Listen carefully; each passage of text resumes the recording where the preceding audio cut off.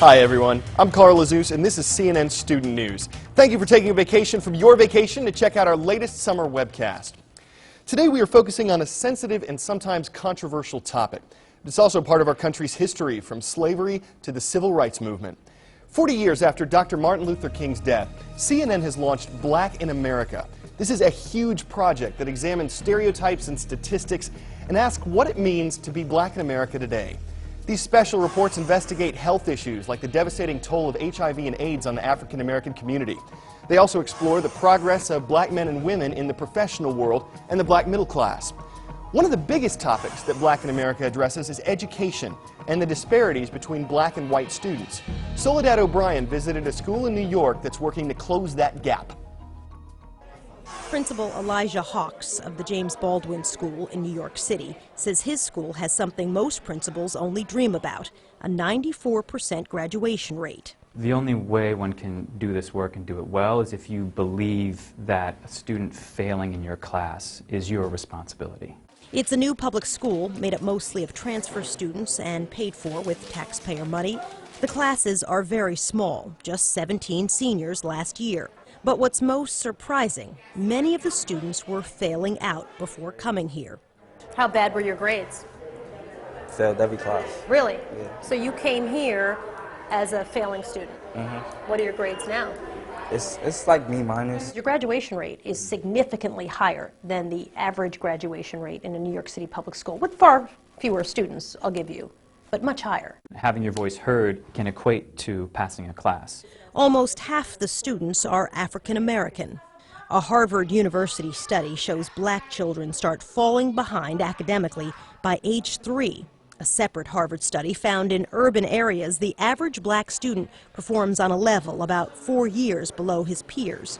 Over 1 million students attend New York City public schools. About 3/4 are minorities, 70% are impoverished. For as long as anyone can remember in America, our African American and Latino students are way underperforming white nation students. Schools like Baldwin are fighting to change that.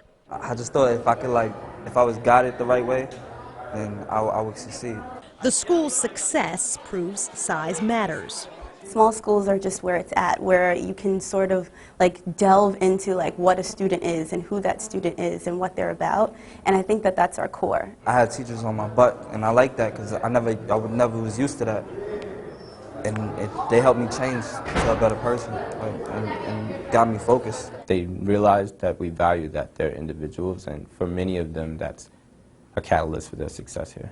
They're also helped by mandatory week-long camping trips, where students work to overcome challenges. There's a lot of pushing and cajoling that leads up to students taking that trip and taking that leap of faith. And it's transformative for so many of them. So transformative that a once failing student is now planning for college. I grew up a screw up, so I'm gonna change the pattern. I'm gonna do something for myself and go to school and make something out of my life. Baldwin isn't the end for these students. Baldwin is a step in the course of their academic career. Beating the odds by focusing on individual needs. Soledad O'Brien, CNN, New York. Is this legit? One student drops out of high school every minute. Well, this one's false. It's actually much worse.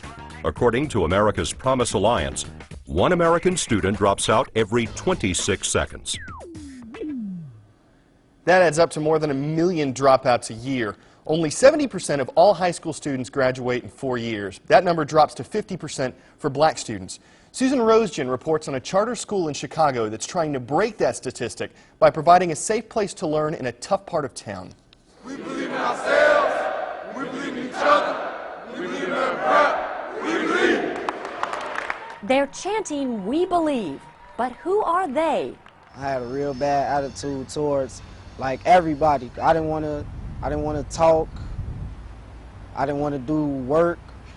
It was just hard, and I didn't want to be here. The odds were never good for 16-year-old D'Angelo Gardner. His father died of a heroin overdose when D'Angelo was 9, and by the 8th grade he was caught up in a gang.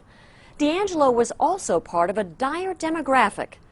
In Chicago, young black men have the highest school dropout rates. 50%, half of them, will drop out of high school. Only 3% will finish college. And that's not all. So far this year, nearly 30 Chicago public school students have been shot to death. In impoverished neighborhoods like Inglewood, guns and gangs are a part of daily life.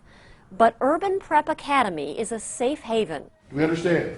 This is a school for young black men, a glimmer of hope to get them off the streets and into the classroom. Question mark. D'Angelo's mother did all she could to get him into Urban Prep. It's a charter school. He and his fellow freshmen entered the school with a 6th grade reading level. 2 years later, they've improved dramatically. D'Angelo says he used to be allergic to homework. Not anymore. I still have to get my study habits up, but I touch books now. I touch books now. This is actually another very, very good car. Teacher Trey Childress has been at the school since day one.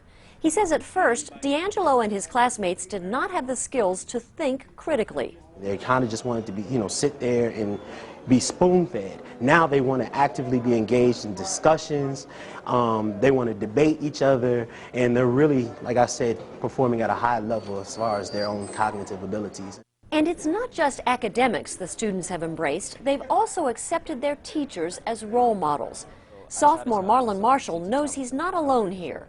When they see I'm not working to the best of my abilities, they put me to the side, or they give me extra work and say, this is the level you need to be working on, because this is where I see your ability at. As in many Chicago public schools, 90% of Urban Prep students come from single-parent, female-headed households. It's always great when they'll say, my young man was doing this, and I was, pulling my hair out, and now he's helping out around the house, helping out with his little brothers and sisters. He's a little bit, he's more responsible, and that makes you feel really good that now they're living our creed at home. And in the community, that definitely makes our chest stick out a little bit more. As D'Angelo has changed, he hopes to inspire some of his old friends. I tell them straight up, like, you have to do something else, not just hang in the neighborhood all the time. There's other things out here.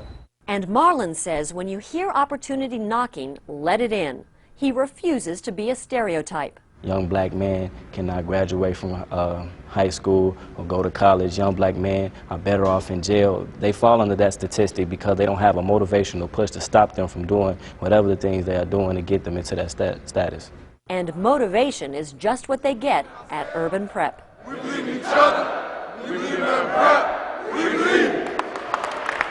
Susan Rosgen, CNN, Chicago. If you missed the most recent Black in America specials, The Black Woman and Family and The Black Man, we will be re-airing those programs. Go to cnn.com/blackinamerica for air dates and times. While you're there, check out our discussion guide. It has questions and activities that parents can use to help young people understand the issues facing Black America. Being Black in America, it just means being beautiful, embracing oneself, loving oneself, and just being true to yourself. It means being able to overcome adversity. Holding yourself at a higher standard. We are a part of a minority group in the United States of America.